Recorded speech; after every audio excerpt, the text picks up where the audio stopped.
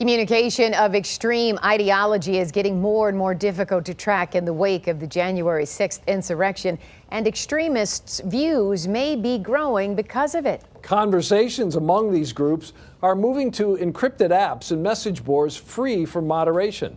7 Action News reporter Brian Abel takes us inside the effort to keep an eye on any planned violence. Violence and intimidation in our nation's capital and Michigan State House and streets, all planned and executed by far-right extremists. We have ground zero for plots to target politicians. So what we're seeing right now is extremists who disagree with lockdown measures, with COVID response, or with election results, and they're calling for violent action. Much of the calls used to happen on platforms like Twitter and Facebook, which booted far-right users after January 6th. Or the radical right refuge of Parler before it was shut down. Is that a good thing? Does that mean that the hate speech is being stopped, or is it just moving elsewhere? The added benefit of deplatforming helps to decentralize the extremist voice. Joanna Mendelson is Associate Director of the Anti-Defamation League's Center on Extremism. However, what we have seen time and time again is that as we force extremist content to other, less content moderated platforms, we are sending them into a virtual ecosystem that is essentially brimming with extremist content. It's the whack-a-mole game. The ecosystems are now emerging on encrypted apps, where only the people communicating can read the messages, not internet service providers, the app maker, the government, or anyone else without permission. Two of the most popular, Signal and Telegram.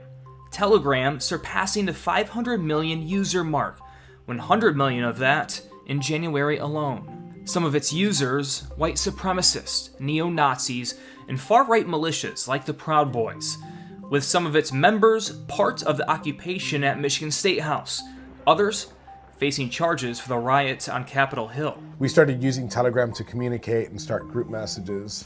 Then Telegram started doing channels. So we've kind of created this little ecosystem within Telegram. The communication is very much alive in Michigan. A quick search of the Proud Boys and this is what you may find. We have a new breed of extremists that have essentially emerged. Who are living in an entire ecosphere of disinformation, lies, and conspiracy theories fertilized by extremist thought leaders. That was a search of publicly accessible channels for users. It's the secure sub-channels and direct messages that worry law enforcement, who can't legally monitor them without cause.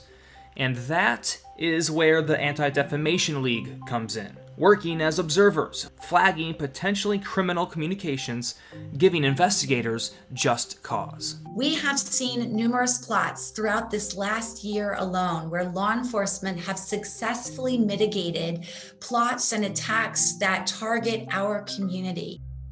And Michigan State Police tell me in matters like these, the majority of the time, it's human sources that alert and prompt an investigation, like what happened in the kidnapping plot of the governor.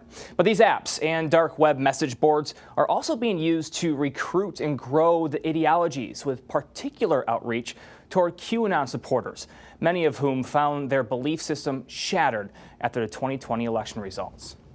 For 7 Action News, I'm Brian Abel. Thank you so much, Brian.